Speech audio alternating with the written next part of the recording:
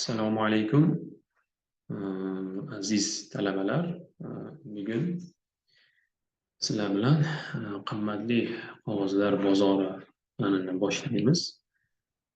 Xudo xolasa, sizlar bilan bu fanni imkon qadar chuqur va mukammal, aynan bu sohaga fikr berishda va bu sohaga oid ma'lumotlarga professional darajada yondashishga imkon qadar harakat qilamiz.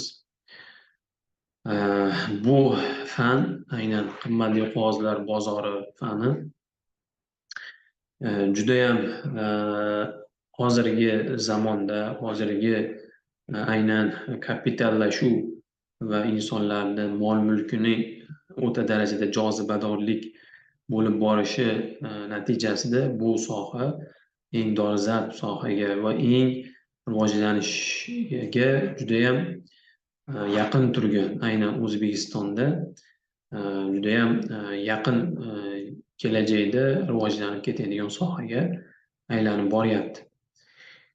Bu qimmatli qog'ozlar bozori aynan dars o'tishimizning bunday shakli judayam kerak. Aynan bu sohani mukammal o'rganish uchun judayam zarur deb o'ylayman. Chunki bu sohani yaxshi va qulay sharoitda tinglash va o'rgatish yoki o'rganish yanayam bu sohani mukammalroq fikrlashga, mukammalroq o'rganishga olib keladi. Ya'ni bu sohani aynan mukammal o'rganish uchun judayam har bitta o'rganish vositalarini to'g'ri tanlash kerak va o'rgatish vositalarini ham to'g'ri tanlash kerak deb o'ylayman. Ya'ni sizlar bilan o'rganadigan qimmatli qog'ozlar bozori bu aynan shaxsiy moliyada, ya'ni daromadlaringizda va kelajakdagi investitsiya qilish imkoniyatlaringizni va investitsiya qilish uchun zarur bo'ladigan qarorlarni to'g'ri va oqilona, samarali va sifatli qaror qabul qilishingiz uchun eng katta mezon bo'lib, Xudo xolasa, bu fanimiz xizmat qiladi. Aynan qimmatli qog'ozlar bozoriga bugun ozgina kirish qilamizda va navbat bilan keyingi mavzularimizni o'rganishni boshlaymiz. Mani ismim Ahadjon Usmonov. Men aynan soham, aynan mutaxassisligim qimmatli qog'ozlar bozori bo'yicha va men oliy ta'limni ham aynan qimmatli qog'ozlar bozori mutaxassisligi bo'yicha tamomlaganman. Sizlarga imkon qadar qo'limdan kelganicha shu sohani sifatli o'rgatishga harakat qilaman. Bu fan boshqa, ya'ni aynan xorijda aynan qimmatli qog'ozlar bozori deyilish bilan birga fond bozori ham deyiladi. Chunki qimmatli qog'ozlar bozori, aynan qimmatli qog'ozlar bu fond bozorlarida sotiladi. Ya'ni ikkinchi nomi aynan fond bozori desak ham bo'ladi.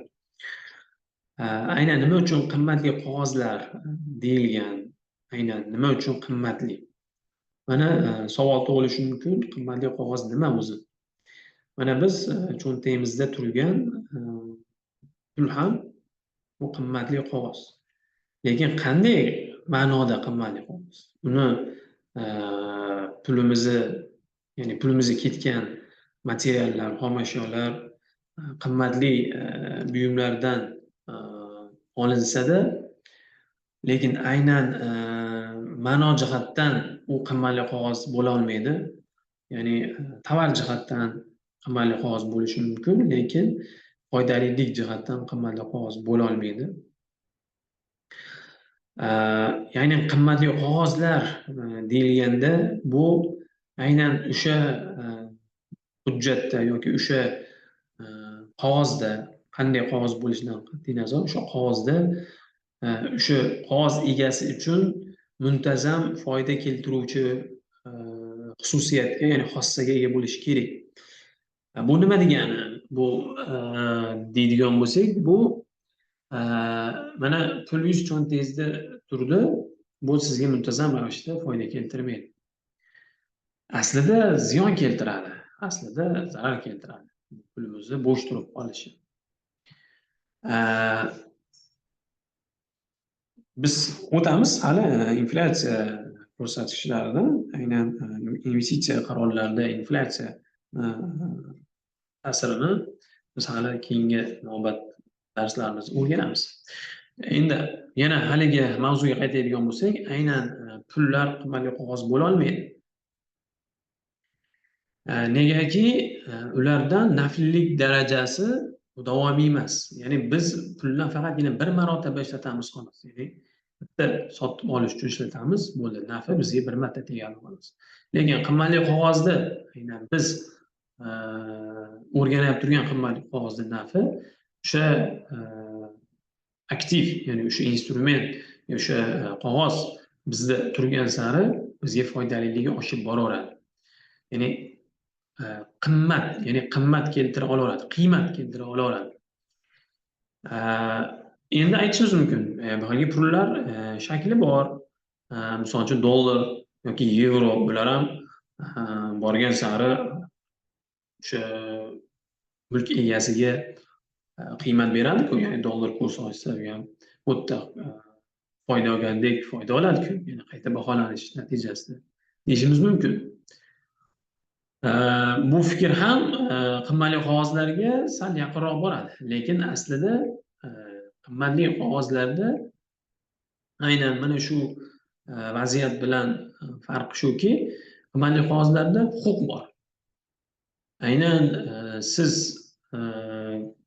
o'sha qimmatli qog'ozni yo'qotib qo'ygan taqdiringizda yoki o'sha qimmatli qog'ozlarni qandaydir qo'ldan chiqargan yoki boshqa shaklda yo'q bo'lib ketgan holatda va shu holatda bo'lgan taqdirda ham u qimmatli qog'oz sizga naf keltiraveradi. Ya'ni siz u qimmatli qog'ozga bo'lgan huquqingiz yo'q bo'lib ketmaydi. Lekin siz o'sha xorijiy valyutani, ya'ni qiymati oshib boryapti xorijiy valyutani yo'qotib qo'ysangiz yoki qandaydir shaklda nobud qilsangiz, bunda siz u pulga nisbatan mulk huquqingiz o'sha vaqtda o'zida nima bo'ladi? Poyoniga yetadi, ya'ni tugaydi. Demak, aynan qimmatli qog'ozlarda mulk huquqi saqlanadi. Ya'ni siz shaklni yo'qotib qo'ygan bo'lsangiz ham. Lekin xorijiy valyutada, ya'ni yuqori likvidli pullarda siz yo'qotib qo'yishingiz bilan huquqingiz o'sha vaqtda o'zida nima bo'ladi? Tugatiladi. Demak, siz endi u pulga egalik qilish huquqingiz yoki egalik qilish imkoniyatingiz bo'lmaydi.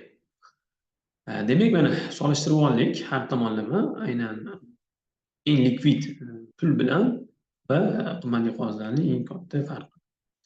Endi qimmatli qog'ozlarda ozgina evolyutsiyasiga keladigan bo'lsak, ya'ni evolyutsiyasi bu nima? Qimmatli qog'ozlar evolyutsiyasida avvalambor bu qimmatli qog'oz, aynan qog'oz degan so'z aynan o'sha yangi yaratilganda qog'oz shaklida yaratilgan. Bu qog'oz shakli kompaniyalar o'zlarini mablag'ga bo'lgan ehtiyojlaridan kelib chiqib o'zlarini zarur bo'lgan, ya'ni o'zlariga zarur bo'lgan pulni pul egalaridan jalb qilish uchun qog'oz chiqarishgan. Ya'ni kompaniyani qog'ozi. Qanday qog'oz deysiz? Aynan qimmatli qog'oz, ya'ni aksiyalari desak bo'ladi. Aksiyalarni chiqarishgan. Ya'ni mana shu aksiya qog'oz shaklida bo'lgan, birinchi puli. O'sha qog'oz shaklida o'sha aksiyani narxi yozilgan bo'lgan. Misol uchun $100 bo'ladigan bo'lsa, aksiya narxi $100. Ya'ni kompaniyani nomi, aksiyani necha kunligi va kompaniyadan ulushi, necha foiz ulushi borligi va aksiyani turi. Ya'ni oddiy va imtiyozli aksiyalar bor. Ya'ni aksiyani turi oddiy va imtiyozli. Aynan zarur bo'lgan ma'lumotlar, muddatlar va vakolatli shaxslarning imzolari, ya'ni kompaniyani o'zini muhri va belgisi tushirilgan bo'ladi. Va uni qog'ozda materiali ham qimmatli, ya'ni u sekin eskirishi uchun yoki tezda yo'qolib ketmasligi uchun ya'ni mukammal materialdan ishlab chiqilgan bo'ladi. Bu qog'ozlar birjada va birjadan tashqari bozorlarda sotiladi. Ya'ni kompaniya $100 o'ziga mablag' olishi uchun shu bir parcha qog'ozni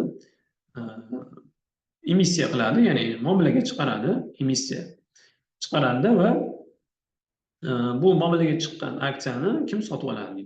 Man sotib olaman. Sotib olgan odamga mana sizga aksiya deydi, 100 ni bizga bering deydi. Biz kompaniyaga bu 100 ni ishlatamiz. Siz esa kompaniyadan $100 ga ulushdor bo'lasiz. Ya'ni umumiy kompaniyaning mulkidan shuncha foiz egasi bo'ldingiz degan tasdiqlovchi, aynan investitsiya qilganini, ya'ni mulkdor kompaniyaga pul berganini tasdiqlovchi bitta hujjat, ya'ni yuridik darajadagi, ya'ni huquqiy kafolatlanganlik darajadagi hujjatni qo'liga tutqizadi. Va bu hujjatni u saqlab yurish kerak. Xuddi pulni qanday saqlab yurgan kabi u hujjatni ham shunday saqlab yurish kerak. Va vaqt soat kelganda kompaniya foydaga kirganda shu foydasini bir qismini, ya'ni shu investitsiya kiritgan qismi doirasida, foiz doirasida foydani olish, ya'ni dividend shaklida olish huquqiga ega bo'ladi. Endi kompaniya bankrotga uchrasa yoki to'lovga qobiliyatsiz bo'lgan holatda u aksiyador bu qog'ozni kompaniyaga olib keladi. Mana men $100 tikkandim, lekin kompaniya hech qanday to'lovga qobiliyatsizligini e'lon qiladi. To'lovga qobiliyatsizligini e'lon qiladi. Va men bu pulni qaytib olmoqchiman. Endi qayta hisob-kitob qilinadi. Agar kompaniyada o'sha turgan bergan puli doirasida mablag' bo'lsa, qaytarib beriladi. Yoki kompaniya zarar ko'rgan bo'lsa, zarar ham investorlarga teng bo'linadi. Agar zarar ko'rish tikilgan kapital, asosiy kapitalga hali yaqinlashmagan bo'lsa, demak investor bu yerda tikkan mablag'ini to'laligicha yana qaytarib olish mumkin.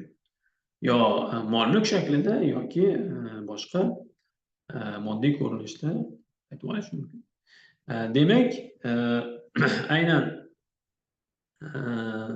aksiyalarda muomalaga chiqarilishi va foydalanishi avvalambor shunday amaliyotda ishlagan. Va borgan sari bu bozor, ya'ni kompaniyalar ortiqcha mablag'larni, ya'ni kengayish, ya'ni qo'shimcha rivojlanish strategiyalariga o'tgandan keyin ko'proq pul jalb qilish ayni dolzarb masalaga aylanib borgan va aksiyalar chiqarish juda ham rivojlanib va ommalashib ketgan. Va investorlar ham bu aksiyalarni sotib olishi, bo'sh turgan pul mablag'larini o'sha kompaniyaga berishi va kompaniya bundan foydalanishi yana ham investorlar uchun va kompaniya uchun ham juda ham qo'l kelgan. Bu aksiyani ishlashi, aynan iqtisodiyotda ishlash. Ham bo'sh turgan puldan samarali ishlash bo'lyapti. Kompaniya ham bu yerda ishchi o'rinlar, rivojlanish bo'lyapti va investorda bitta daromad olish, ya'ni bekor turgan pulidan daromad olish imkoniyati paydo bo'lyapti. Va bu narsa juda ham tezlik bilan kengayib bordi va kengayish natijasida muammolar ham paydo bo'lishni boshladi. Aynan aksiyalarga bo'lgan huquqlar va aksiyalarni qalbakilashtirish va aksiyalar savdosidagi g'irromliklar va aksiyalarni jismoniy ko'rinishini borgan sari nima deydi but holatga, ya'ni yemirilishi va jismoniy shaklda yo'qolishi, o'g'irliklar bo'lishi va meros masalalarida muammolar paydo bo'lishi va jinoyatchilarga ko'proq jinoyatchilikka rag'batlantirish kuchayib bordi. Aynan aksiyador endi aksiyasini himoya qilish uchun va uni but saqlash uchun endi u xarajat qilish zarurat paydo bo'ldi. Ya'ni aksiyador o'zi bilan qo'riqchilar olib yurishi, uni maxsus idishlarda temir yoki diplomatlarda toshishi u aksiyalarni seflarda saqlashi, temir po'lat maxsus sexlarda seflarda saqlashi va aynan bank seflarida depozitlarida saqlashi bu bir qancha investorlar uchun noqulaylik va ko'proq xarajatlarni nima qildi? Yuzaga keltirdi. Demak, va bu yerda jinoyatchilarni ham aynan mana shu aksiyalarni o'zlashtirishga bo'lgan harakatlari ham borgan sari shiddat bilan o'sib bordi. Shunda bu aksiyalarni qog'oz shaklidan, ya'ni moddiy shakldan nomoddiy shaklga o'tkazish ishlari boshlandi. Nomoddiy shakl aynan hozirgi holatdagi shakl, ya'ni aksiyador hech qachon aksiyasini qo'li bilan usha olmaydi. Chunki u nomoddiy. Qanday nomoddiy desak, u elektron shaklda saqlanadi. Aynan elektron shaklga o'tkazilishi aynan mana shu fond bozoridagi savdolarda yana bitta ishtirokchini paydo bo'lishiga olib keldi. Aynan depozitariy faoliyati yuzaga keldi. Ya'ni depozitariya, ya'ni sizni aksiyangizni elektron saqlab beruvchi maxsus sizni huquqingizni, ya'ni aksiyaga bo'lgan huquqingizni ta'minlovchi va himoya qiluvchi va aynan aksiya hisobingizni yurituvchi bitta professional faoliyat, ya'ni bozorda ishtirok etuvchi professional faoliyatni yuzaga keltirdi. Aynan elektron shaklga o'tishi aynan depozitariya faoliyatini vujudga keltirdi. Depozitariya bu yuqorida aytganimizdek, sizni aksiyangizni elektron ta'minlab beradi. Huquqingizni elektron ta'minlab beradi. Siz endi aksiyani ko'ra olmaysiz, ushlay olmaysiz, lekin aksiyaga bo'lgan huquqingizni ma'lumotnoma sifatida shu depozitariya tomonidan sizga ma'lumot sifatida taqdim qilinishi mumkin. Misol uchun, falonchi mana shu kompaniyadan buncha aksiya sotib oldi, buncha aksiyasi bor va ustavnoy fondda buncha ulushi bor. Aksiyasi turi bunday va buni kuni xarid qilingan va aynan o'sha aksiyaga oid ma'lumotlar to'g'risida sizga ko'chirma, ya'ni ma'lumot beradi. Bu ma'lumotnoma hech qanday aksiya o'rnida o'tmaydi, ya'ni u qimmatli qog'oz emas, u prosta ma'lumotnoma xolos. Ya'ni siz aynan shu huquqingiz borligi to'g'risida ma'lumot beradigan oddiy qog'oz. Bu qog'ozni o'g'irlatib qo'ysangiz yoki sotish imkoniyati ham yo'q, o'g'irlatib qo'ysangiz ham hech qanday huquqingiz poymol bo'lmaydi. Demak, hozirgi aynan nomoddiy ko'rinishi, aynan qog'oz so'zi baribir ценных бумага deydi ruschasiga. Aynan bu qog'oz so'zi aynan xorijda yo'qolib ketdi. Ularda securities deyiladi, qimmatli qog'ozlarni va stock market ham deyishadi, ya'ni aksiya bozori ham deb aytishadi. Hop. Demak, oldingi qog'oz ko'rinishidagi aksiyani va hozirgi aksiyani o'rtasidagi xavfsizlik va aksiyani shakl jihatdan katta farqni keltirib chiqargan. Hop. Demak, biz qimmatli qog'ozlarni aynan rivojlanish tendensiyasini biz ko'rib chiqdik. Endi qimmatli qog'ozlarni turiga keladigan bo'lsak, aynan aksiyalar sinfiga kiruvchi qimmatli qog'ozlar bor. Bu qog'ozlar aynan kompaniya ulushi hisoblanadi, ya'ni ulushini sotish va aksiyalarda oddiy va imtiyozli aksiya turlari bor. Oddiy aksiyalar bu kompaniyaga egalik qilish, ovoz berish, foydani mutanosib ravishda olish, ya'ni dividend shaklida olish huquqi bo'ladi. Oddiy aksiya. Ya'ni biz bilgan oddiy aksiya. Imtiyozli aksiya desa qanday bo'ladi? Imtiyozli aksiyada kompaniyani boshqaruvida ishtirok etish huquqi deyarli bo'lmaydi. Nima uchun deyarli bo'lmaydi? Chunki kompaniyani boshqaruvida ishtirok etmaydi.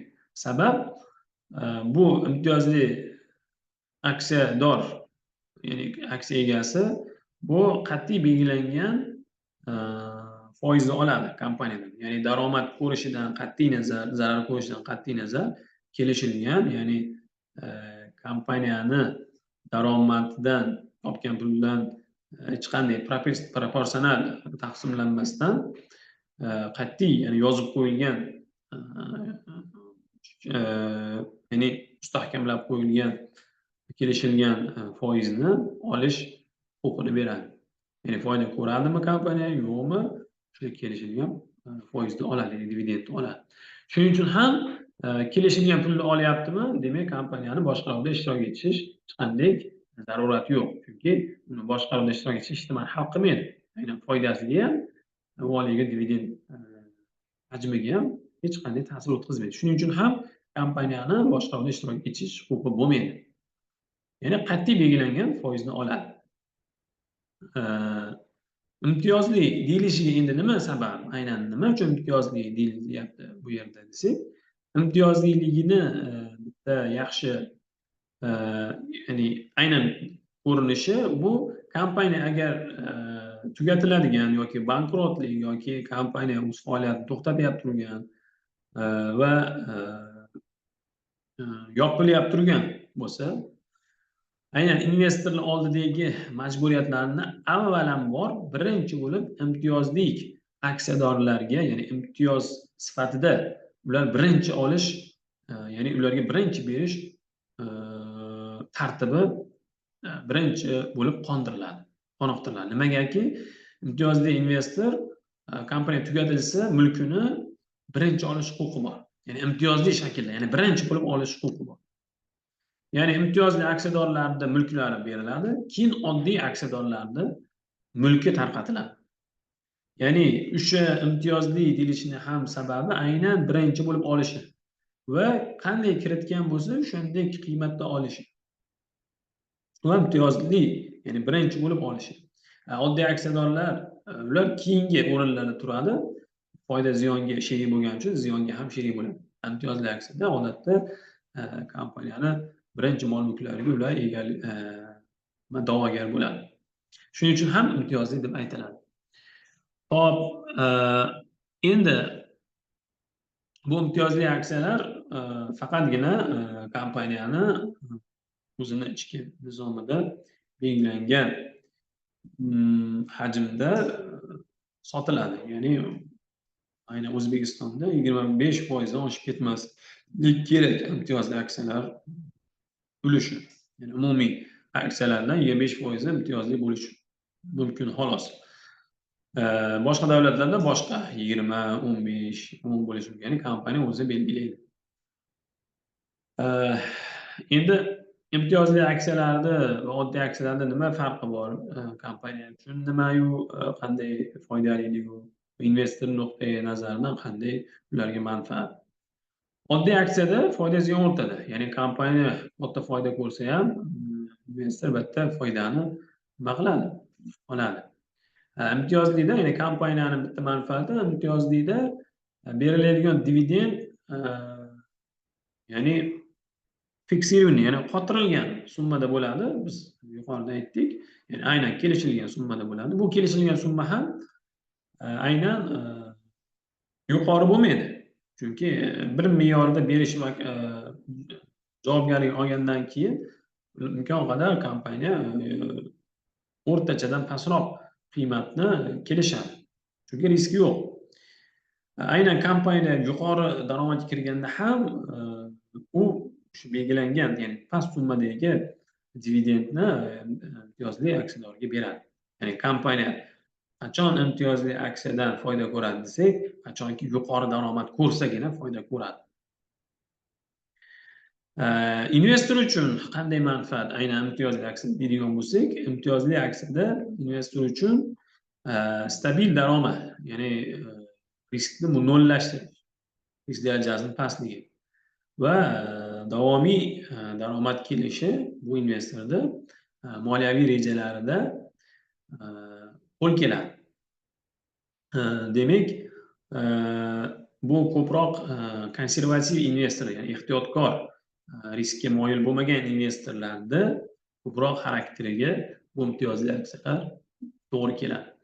Oddiy aksiyalar esa bu ya'ni agressiv, ya'ni riskka moyil bo'lgan, daromad ko'rishga ham ishtahasi bo'lgan va zarar ko'rishni ham bo'yniga oluvchi, risk qiluvchi investorlar aynan oddiy aksiyalar egalari bo'ladi. Kompaniya uchun oddiy aksiya investorlarning qanday manfaat deydigan bo'lsak, aynan kompaniya ziyonga kirganda ham investorda o'sha ziyonga sherik qilish, ya'ni taqsimlash ziyonni faqatgina kompaniyani bo'ynida emas, investorda ham bo'ynida bo'lishi, ya'ni zararlarni taqsimlash imkoniyati mavjudligi. Hop, ikkalasi ham bir-biridan manfaatli tomonlari bor. Aynan qimmatli qog'ozlar bozori faqatgina aksiyalar emas, boshqa